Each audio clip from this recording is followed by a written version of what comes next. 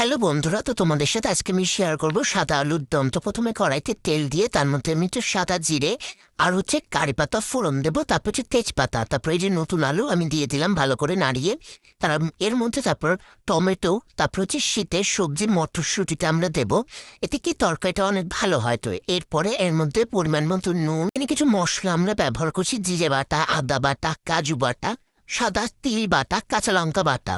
তো যেখানে স্বাদ মতো চিনি ব্যবহার করছি, এটা কি আমাদের স্বাদটা ব্যালেন্স থাকবে। তো ভালো মতো কষিয়ে নেব। কষানোটা এমন করে কষাতে হবে যাতে তেলটা উপরে ভাসে, এবং কষানোর উপরই সবকিছু নির্ভর করে তরকারি মানে টেস্ট ভালো আসে।